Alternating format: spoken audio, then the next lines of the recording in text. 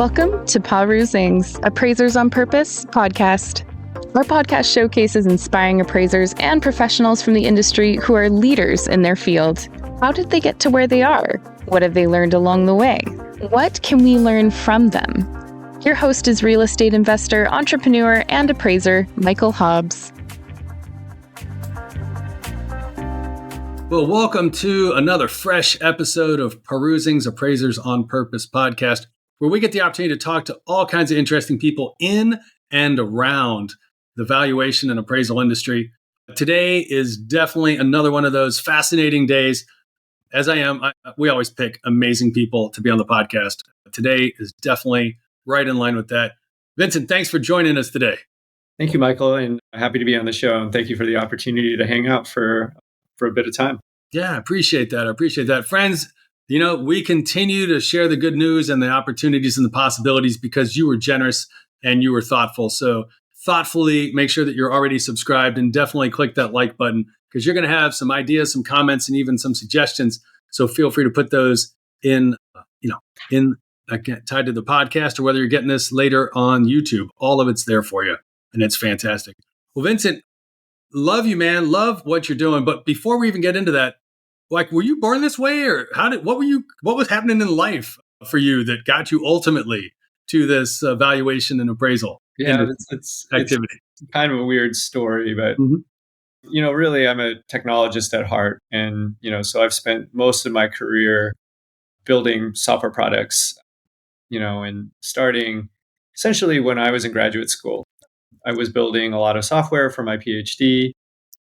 But sort of during I kind of had the misfortune, so to speak, of graduating right during the housing crash and bubble, circa 2008 and 9. Oh, wow. And that was kind of like the first catalyst of, I don't know if there's going to be a job for me next year in physics, much less, any kind of economy to begin with. But that really led me to start to think about opportunities outside of academia. And that kind of led me to San Francisco and working in tech. And so started cut my teeth as a software engineer. Some of the big companies at Twitter, I was at Twitter for a couple of years building large backend systems. But I think ultimately I kind of decided I wanted to kind of work in the real economy. And that's actually when I met some folks and we created a mortgage lender called Clara Lending. Oh, wow. So my first introduction to the mortgage industry as a software engineer, but I really started to see a lot of the mortgage industry through the lens of the various different actors in it. So whether you are an underwriter, a loan officer, a processor, an appraisal firm, an appraiser, that's when I kind of started to see, I think, the richness of the industry. Like I like to tell people, it's this weird intersection between finance, consumer behavior, and government policy and regulation. So it's just this really fascinating field. So I'm curious because, so many people come from so many different backgrounds when we get a chance to connect with them and they're in, around, or have been a part of or adjacent to the valuation and appraisal profession. So you were in the academic world. So how much of your life have you spent in school? Honestly, way too much. Well, it's helpful. Give people a sense. You're a very accomplished gentleman, and I do not want to, in any way, people to think that this is just a walk in the park. You've done a lot to get to where you're. So the long story short is obviously I spent, did my standard kind of undergrad and in high school and middle school and all that stuff, and I spent an extra 5 years in academia. So not the shortest time, but not the longest time. I definitely knew people that were in there for a solid 10 years, but I kind of got the eject button pushed when the economy was kind of collapsing back in 2008. And so when you were going through your undergraduate studies, what was your focus back then? Because obviously it's changed, but people don't realize that. Yeah. So I got my undergraduate degree in physics and math. Okay. So it's kind of just like a pretty nerdy pursuit, but I really liked it. Honestly, it was, kind of almost studying physics was a little like kind of pulling the curtain back and seeing the wizard behind the curtain and understanding in some fundamental way how things worked, to the extent that I could understand them. But that really inspired me to go get my PhD. Oh, wow. Okay. which I got in applied physics, studying, the physics of biophysics of RNA molecules and how they fold and different things like that. So that's phenomenal. And this is from a place of personal curiosity as well as potentially massive ignorance. But in the fields that you're studying, is it a known unknown, or is it a known known that just hasn't been figured out yet? Or is it an unknown unknown? Yeah, I mean, I would say that, the very specific thing that you do in graduate school is research. Got it. And that's really around trying to suss out the details of either a known unknown or an unknown unknown. Oh, wow. Okay. But some aspect of it has to be unknown. And oftentimes, I think the difficult thing about a PhD is that you're really focusing on a fairly narrow set of questions and really trying to drive understanding in a very specific axis. And, obviously the better of a scientist you are, the more accomplished of a scientist you are, like sort of the more broadly you can open that aperture and that lane. But for me, I think it was relatively esoteric topic, just as a kind of a vanity metric. I kind of see every so often some paper of mine might get cited, or there might be a citation or something, but it's pretty rare these days. Happened more sort of, earlier, longer time ago, but nowadays it's pretty rare that something I did would get cited. Oh my gosh, that's fantastic. And why that's so fantastic is, you're one of just a very small handful of firsts here on the podcast. Definitely first for you here on this podcast for having your thesis published and cited. I mean, everyone has a first. We just never know what it is until we get into it. So that is amazing, and congratulations on that. Thanks. And then, because you're in this field of academia, if you will, and talked about studying in physics and math, and specifically how your thesis proceeded, what is I'm curious, because I didn't go ahead with a PhD even though I was like, you should do that. I'm like, I don't want to be in school that long.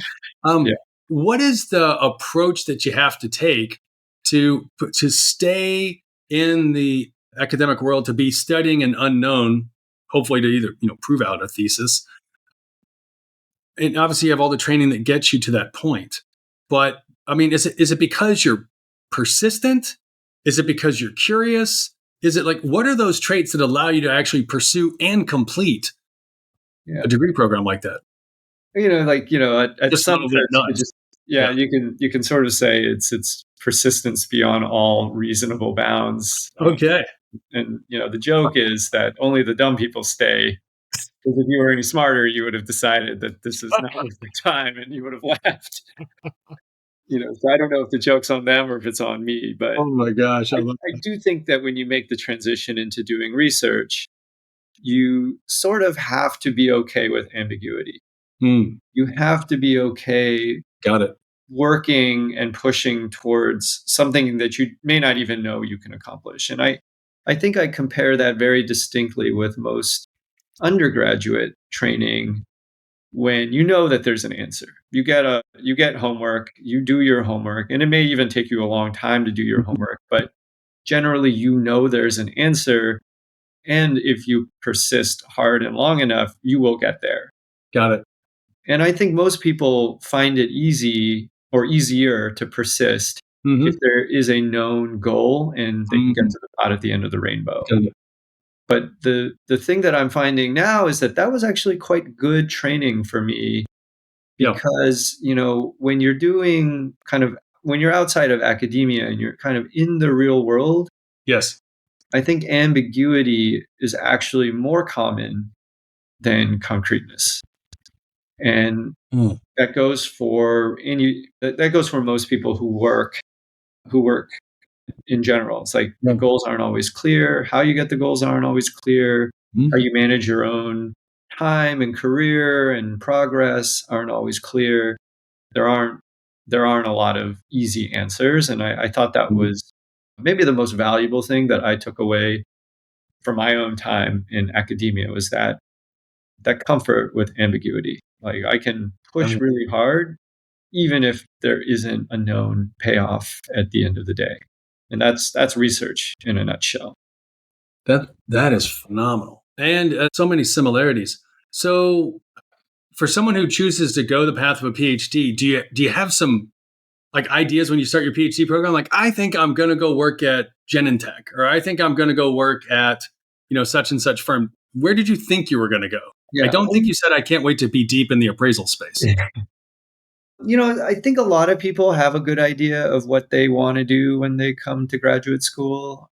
A lot of that has been, honestly driven by their prior work during undergrad or a topic that they really fell in love with. I actually kind of came to my graduate school almost with less understanding. And I think that's always been the case, where it's like, I don't always have to know exactly what I'm doing. I just kind of know that I like doing physics and I wanted to keep doing it, and that was enough for me. It wasn't maybe the most directed way to go, because there are people that like know exactly what they want to do and they come in and do it. And I think it took me a little longer to kind of settle in and decide what it is that I wanted to investigate. And I think for me that was fine. That kind of matched my vibe, I guess. That's cool. That's cool. So when someone does what you've done, which is achieve that type of educational accomplishment, is there like a typical job posting that you're looking at, or is it just kind of like, hey, I just want to go do smart stuff with math and data? I think, talk to me about that.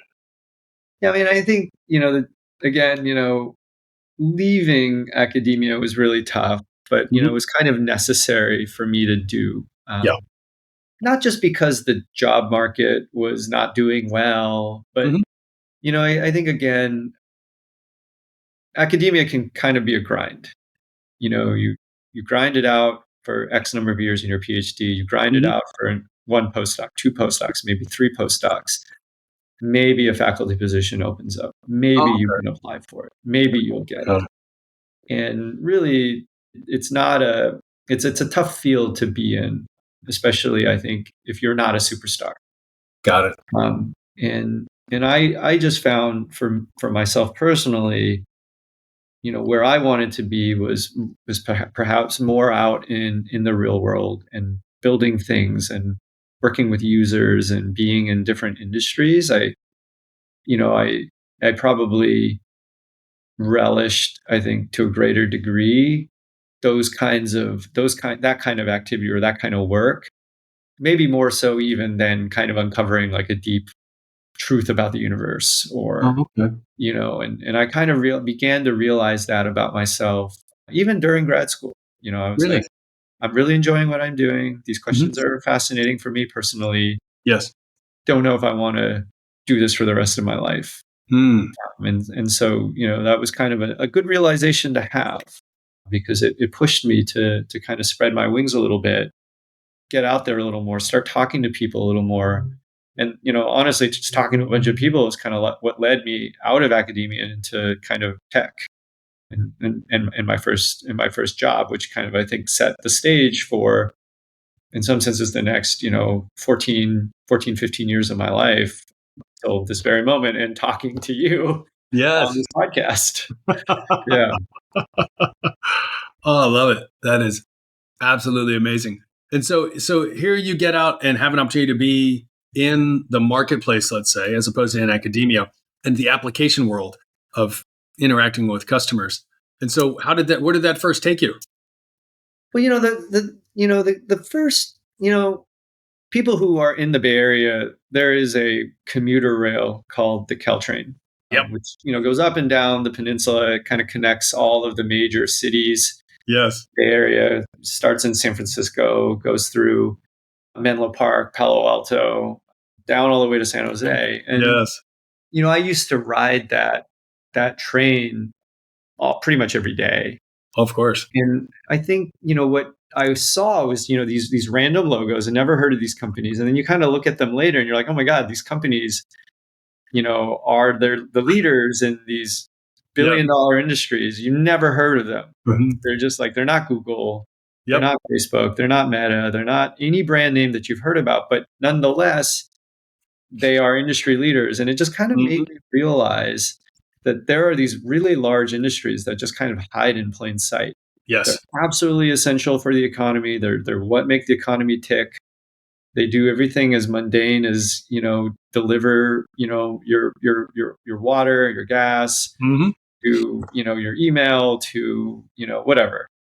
And I love that feeling about how big the economy was. And I like this idea, this notion that there could be these really large industries just kind of hiding in plain sight. And that's actually kind of what led me into mortgage to begin with. Was I met a guy named Jeff Foster, who's actually my co-founder now. Yeah, okay. A company that he and I started called Home Vision.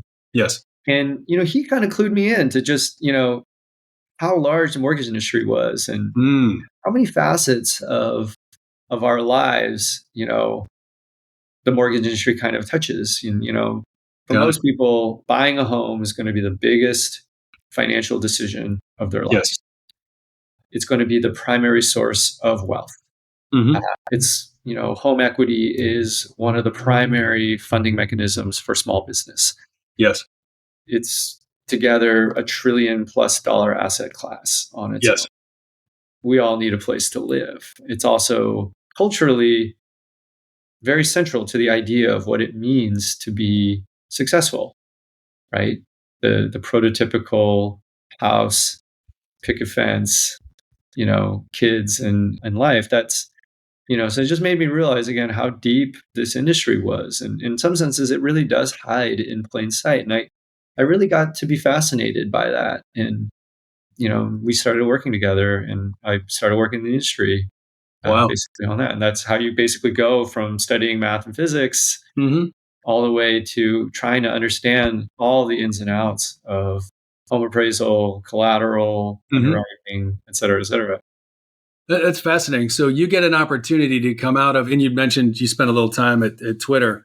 I mean, I just want to give you kudos. I'm excited that because you joined, they got to go public. I mean, not everybody can say that, but I'm excited that you were the catalyst. Yeah, and that was a great experience.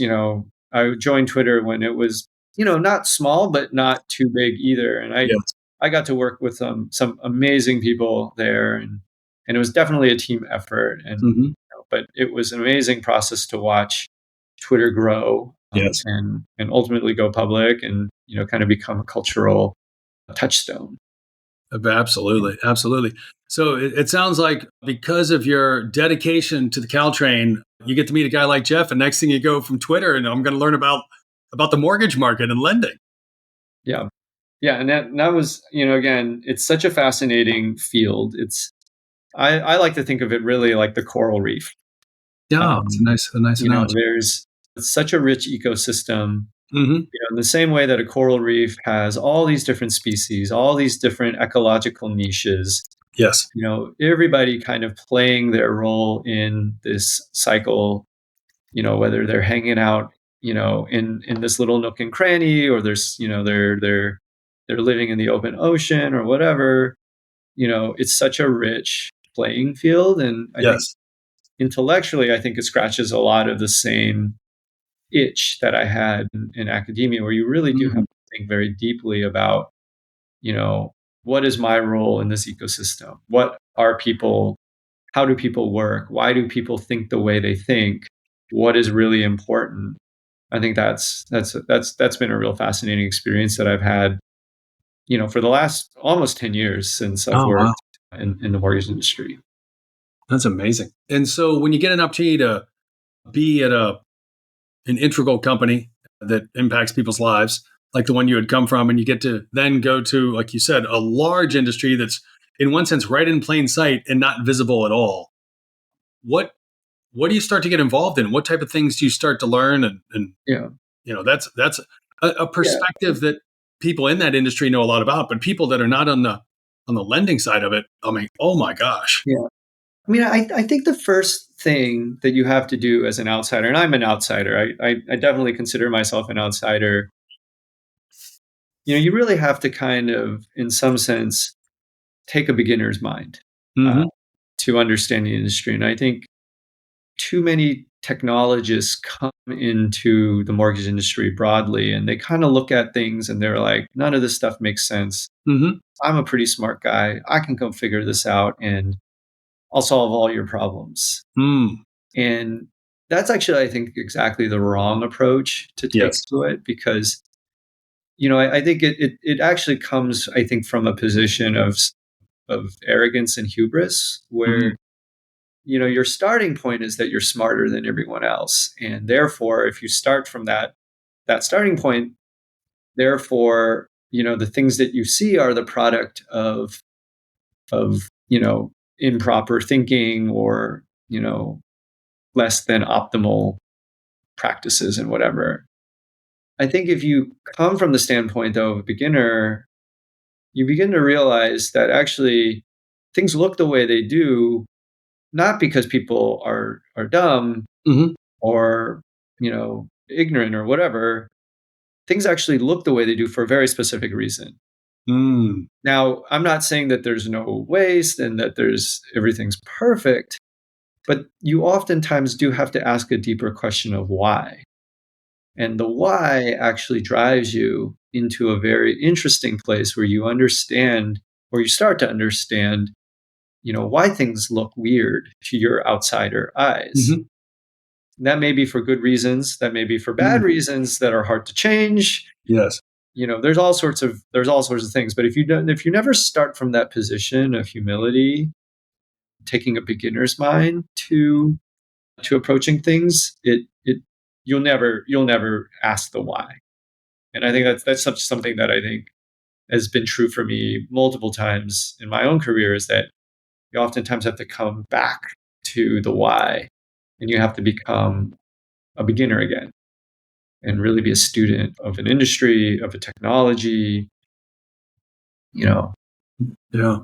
It's an amazing perspective that, as you share, resonates in the space of having some time and some mental capacity to not be bogged down with everything else that's going on, the dings, the buzzes, the beeps, anything else that might otherwise be distracting, to just sit with an unknown and be open to seeing the very things, as you shared, sometimes seeing the very things that maybe have been in front of you for a while, but for seeing them for the first time. 80% of all businesses fail within 5 years, according to the U.S. Census Bureau. With so many roles and responsibilities that must be managed and have nothing to do with appraisal reports, is it any surprise that it's hard to keep up? Much less having a sense of peace, stability, and profitability that comes from growing your business? Given all of this, you might already be thinking about exiting your business one day. Don't miss the limited opportunity to work with Michael, a real estate expert and professional coach. He has worked with more than 300 owners and entrepreneurs to find their highest and best use by solving problems that reach their most important goals. Compress decades of learning into days by working with Michael. Michael is famous in real estate and business coaching. With his help, you can accelerate your growth, increase your quality of life, and earn more money, all while ultimately doing less. Michael helps you not just grow your business, but also find new purpose in it and in your life. If you're ready to take control instead of being controlled, contact him on LinkedIn or email him at michaelh@paru.com. And it's a tough thing to do, especially as you get older, because you get more set in your ways. You start to kind of develop mental patterns which persist, or develop your own internal biases which become harder and harder to overcome. But I think it's always a worthwhile exercise to just kind of come to something with a blank slate, and to really think about the problem or the industry or whatever that's in front of you. No, that is absolutely a wonderful perspective, and one that it's great that you've had that opportunity to be a part of it. What did you all accomplish, you and part of the team, when you got into lending? And then obviously you had opportunities to move on to that, and we're going to quickly talk about that. Yeah. I mean, so I joined. Where I met my co-founder was at a company called Clara Lending. We were a direct-to-consumer lender, sort of circa 2016. Okay. 2015-ish in that time. Ultimately, the company was sold to SoFi. Oh, Which, and then they named a stadium. Fantastic. Gotta love that. But I think, what I took away from that actually was, this relationship with my co-founder, Jeff, and we just kept in touch after Clara. Mm-hmm. And over time, we got to talking again. And, ultimately we felt like we hadn't quite completed all the work that we wanted. And we kind of decided to take another bite at the apple, this time in valuation and appraisal. And this was an industry we kind of knew sort of more as a lender, and understanding the lender's view of the appraisal industry, but we hadn't really done our homework about the valuation industry or the appraisals industry from the point of view of appraisal management companies or the appraisers themselves directly. And so that was actually where we spent a lot of time trying to understand the industry from that perspective. That's amazing. And given that you had some exposure now to the industry because of your work at Clara before it sold to SoFi, what was the nugget or the seed that you all felt still needed to be planted and nurtured and then allowed to germinate in fruition of your aspirations? Yeah, I mean, I think we started from a perspective of asking, why appraisals look the way they did. And, I think to a certain extent, the modern appraisal industry was really shaped by a lot of the reforms coming out of the first financial crisis, the great financial crisis. So there you saw, I think, the rise of appraiser independence, which kind of reshaped the relationship between the appraisers and the lenders, and the role that the appraisal served in the lending process. I think at that same time, you saw a deepening of not just the separation in some sense between the appraiser and the lender, but also a much higher quality bar. I think with those effects, you saw the rise of appraisal management companies in the process, but also increasing dissatisfaction with appraisers within the industry. The requirements got a lot deeper. The communications between all the parties got worse, just because it just became hard to talk about the appraisal, especially with all the different revision requests, all the different back and forth, all the complexity of serving various different combinations of appraisers, appraisal management companies, property types, and the lender requirements that all kind of got filtered through the different AMCs. And I think that led to a lot of inefficiency and dissatisfaction throughout the industry, especially as volumes began to ramp. Just kind of, this sounds like a long time ago, but in 2020, 2021, we're really at a refi boom, which really put a lot of pressure on the appraisal machinery, the valuation industry, the pipe, so to speak. And that was where Jeff and I kind of came in and started studying this and asking the question, what can we do in this industry to help smooth it along, to kind of make the pipe function as efficiently as possible, not just for lenders, but also for appraisers, appraisal management companies, sort of all of the participants within the industry. And that is such a powerful place to look from, with a future to look towards. So when did you and Jeff kick off Home Vision, and how's the run been, to kind of give people a sense of, hey, they too could start in academia at whatever level, and they too could ride the Caltrain, and who knows who you're gonna bump into and what logos you're gonna see. Yeah, the funny thing is, the roots of Home Vision really started, in 2019. Okay. In 2019, I had my home appraised. Oh, was it a good experience? I mean, it wasn't a bad experience. Well, that's okay. It's okay if it's a bad experience. Mine was a bad experience. Was good. Professional. Okay. Stuff. But I had remembered from my time at Clara, just how difficult it was to get appraisals in on time. With the level of quality that was needed to satisfy the capital providers, whether, it was the GSEs or whoever. And so I was just kind of curious, and I ended up talking to this appraiser for a little bit of time, and I got to thinking that, appraisers really are spending a lot of time at the home, understanding the contents and the condition and what they see, what does it mean for the value of the home within the market.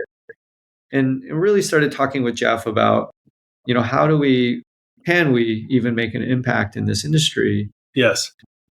We got together and we started, kind of bootstrapping some of the initial development work, talking to customers about, different pain points, talking to appraisers. Yes. I actually went out to Alameda multiple times to shadow appraisers, just kind of do ride-alongs with them. Oh yeah, the ride-alongs. Kind of hold the clipboard as they point the laser, and move around, ask them like what they're doing, measuring the the inside measurements, the outside measurements, etc. And it really led us to kind of go deep in on the appraisal industry. The company really started in earnest kind of in May 2020. Okay. At the time, we were really thinking about helping appraisers by building what we called an appraiser cockpit internally. Cool name. It was just kind of a code name for it. But what we really wanted to do was build sort of a competitor to a la mode, ACI, and ClickForms, and sort of be kind of quote unquote modern about it. Yes. We actually built that product and launched it, but we learned a very bitter lesson, a very tough lesson that a lot of, I think, entrepreneurs learn, which is that the market may not consider you to be as smart as you think you are personally. Oh, no. And that was a real tough lesson, but it was a necessary lesson, because we launched that product. And it's not that I think our ideas were bad. It's just that I think we did not actually solve the problems that we saw in a strong enough way to make the product compelling and usable to the average appraiser. And so we kind of went back to the drawing board and said, you know what? We still really like this space. We still think it's a really rich space. We still think we have the potential to do a lot of impact. But building an a la mode competitor was not going to be it. Got it. And so what we actually ended upon was building a platform for lenders and appraisal management companies to help smooth the process of reviewing and underwriting an appraisal. And yes, and we could, through our technology, really focus on reading and understanding the appraisal with the point of view of trying to kind of catch issues and errors before they made it all the way up and back down to the appraiser. And we followed that product up with another product called PreCheck, which is appraiser facing, which gives appraisers near real-time feedback driven by the lender requirements directly. Yes. So, and helping deliver that feedback to the appraiser directly so that they can avoid what we kind of call these boneheaded mistakes. Oh yeah. And appraising is a tough job, and I'm the first to say that I think appraising is a really hard job. The pressures on appraisers around fees, turn times, quality, it is a hard profession to be in. And really the goal for PreCheck was to help appraisers avoid revision requests. Yes. Because each revision request, it's not good for them, it's not good for the lender, it's not good for the appraisal management company. And if we can kind of help the lender communicate their requirements more directly and succinctly in the form of a tool to the appraiser, that's what we want, so that when the appraiser kind of uploads their report, it's automatically detecting things like, hey, look, this is an FHA report. So you need to say that this is, the intended user is the FHA. Yes. And we can help point that out for you. And does it need exactly? Do you provide all the necessary? Yeah. We can do things like pick up the fact that, your sketch has 2 bathrooms labeled, but we only see 1 bathroom photo. Yes. So maybe you forgot to add that second bathroom photo, or maybe there was just like a mislabeling or whatever. So these are the kinds of things that we want to be able to do to help appraisers kind of smooth their job deliver reports faster and at lower cost to them, both in terms of time and attention, but also, because many of our appraisers are kind of sole proprietors, really it's money for them at the end of the day that we are really trying to help them save. If you can catch and avoid a revision request, your turn times look better. Oh, yeah. Having to spend less time on the back end fixing these things, especially after a hard day out in the field. Yes. These are things that, I don't think any appraiser wants to be bothered with over time. And that's really our goal, is to kind of build a platform that can understand the appraisal in a very deep way and provide sort of near real-time feedback to the appraiser, but also make sure that appraisal is consistent with what the lender wants and needs. It's a fascinating space to actually sit between, and as you pointed out, to have that near real-time flow. I love the way you described it very simply. Build a platform to avoid the dreaded revision request. I mean, it's no different. We've all dealt at some point in our life, maybe today even. We walked out and we forgot something. Might have been the car keys when you're headed out either to the garage or if you park outside, if you're in an urban environment like I am, or maybe like you've been, or conversely, you're headed out and then you realize, oh, I don't have my phone. And you're like, oh, I have to go back and get it. Like, those are just little examples Those are little examples. Time-consuming activities that detract from what our intended action was. And then mentally, we're not focused as well, because now we're in that space of like, oh, where is it? Or I have to go back and, all the freedom that comes from it. And it's not uncommon for appraisers to work with 2 or 3 different AMCs. Yeah. Each of them have their own 15 to 20 page LOE. Yes. And it's always changing. Mm-hmm. And it's super difficult. Like, every time you work with a new order, you're really going to, read through 60 odd pages of LOE to figure out, okay, which magic combination of order, property type, lender am I dealing with? And we've all read these LOEs. It's like, yes, on page 1, it's like, if it's an order for B of A, make sure you do XYZ. Mm-hmm. If it's an order for Chase, do everything that you would do for the B of A order, except for items 1 and 3, but also don't forget, item 9 and 10. And of course, like, no one has time for that, especially if you're trying to run your own business. This is kind of ridiculous, to be honest. Oh, that's definitely the case. So, given that you had the benefit of learning this process and going through the academic, we'll call it system, because it is a bit of a machine for those that actually go through the master's to the PhD process. How does that inform you when you get to sit in a space that's both as known and yet has unknown variables as this whole lending process that, primarily around residential assets? Yeah, I mean, I think I always come back to it as you have to be a good student. And, unsurprisingly, if you spend all your time going through grad school, you kind of are a good student. But I really will say that the most important thing that I learned how to do in academia that I think kind of has helped me throughout my career, including right now at Home Vision, it's dealing with ambiguity and being okay with ambiguity. Wow. Okay. When you do research, you really are going down this very ambiguous path, and you don't know if what you're working on and all the blood and all the sweat and all the tears, if that's actually going to have a payoff in the end. And you just kind of have to be okay with that. Mm-hmm. I think in the same way, the path that I took towards entrepreneurship and also learning and building in this industry is really, I had to be okay with ambiguity.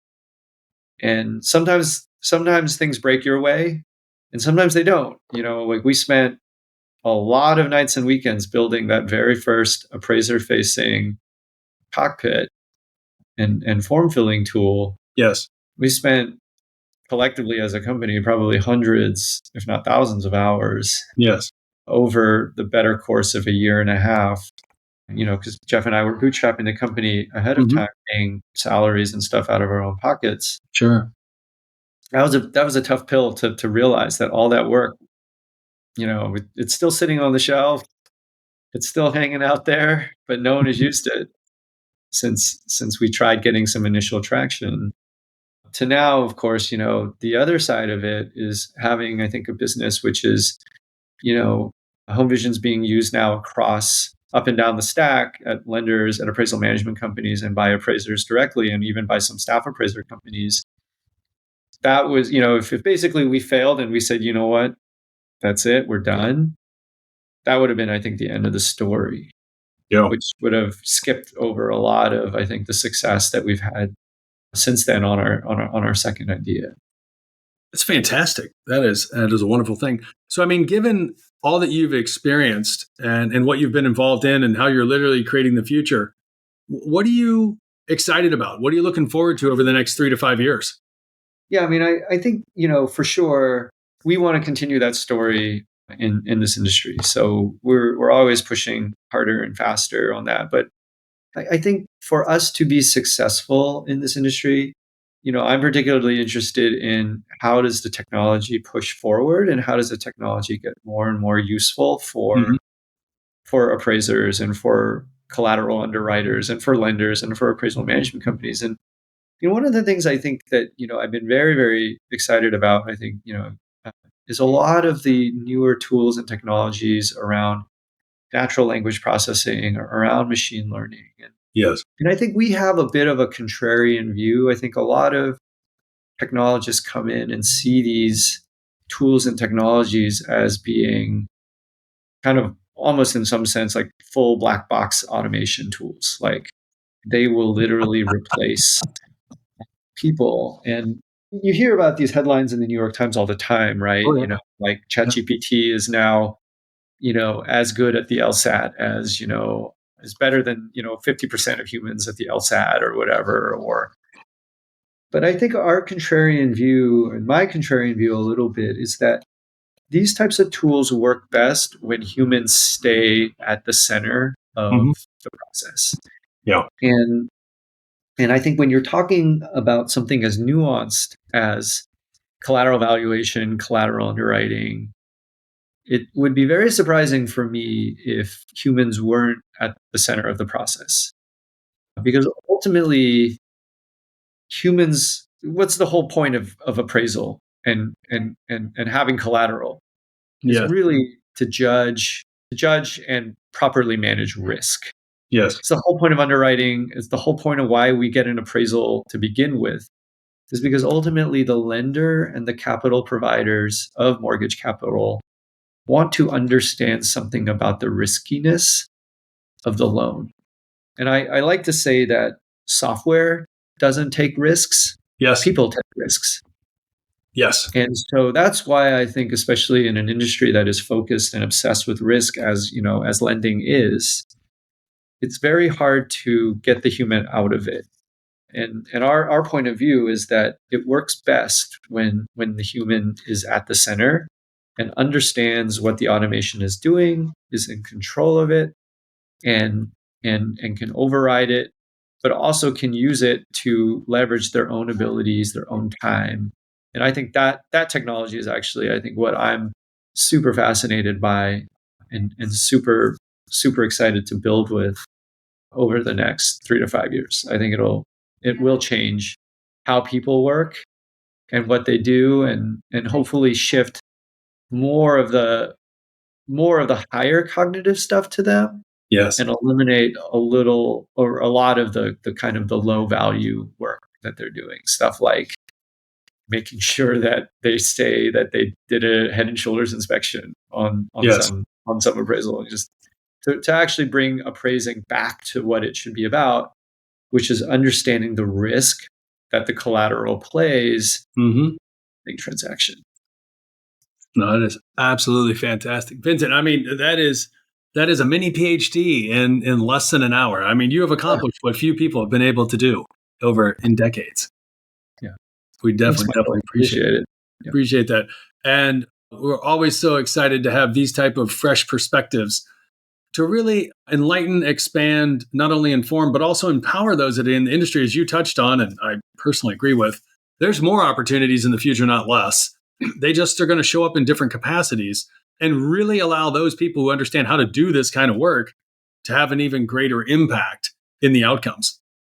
Yeah, exactly. I think that's a great summary of I think what the future holds for appraising and just sort of lending and other professions in general. Definitely. And I'm glad to see that Home Vision is having an active part in making sure that happens. Yeah, we're excited about the future too. I couldn't agree with you more so. Well, friends, as I mentioned, this was definitely going to be one to expand your thinking capacity. And hopefully you have a little bit of free space to really digest this and, to think about the future. And maybe you too can ride the Caltrain and bump into Vincent at some point. But, oh my gosh, I saw you when. But until then, as I mentioned, make sure to include your ideas, your inputs, and maybe even your, greater considerations for the future there in the chat. And until the next time, we appreciate, Vincent, you joining us here on Perusing's Appraisers on Purpose. Of course, we're excited, as you all know, that it's not just one time that we invite our guests here, but we also have the amusing Perusings where we're going to dive deep into natural language processing, machine learning, and large language models. And that'll be coming up here soon. So definitely join that newsletter. Best make sure you subscribe. But Vincent, thanks so much for joining us here. Thank you so much, Michael. Appreciate it. Everyone, have a fantastic day. Thanks for listening to this week's episode of Perusing's Appraisers on Purpose. We hope you enjoyed learning from the amazing professional paths and achievements of our beloved guests. Before we go, please subscribe on your listening channel, Spotify, LinkedIn, YouTube, and other podcast channels to hear more from appraisers and valuers regarding their life and their work. After you drop a comment below, who is one friend and peer you can generously share this episode with? If you have any suggestions or questions for future episodes, we'd love to hear from you. Just send us a message on LinkedIn and we'll be sure to get back to you. Thanks again for listening, and until we're together again for the next session of Perusing's Appraisers on Purpose, create the change that you seek.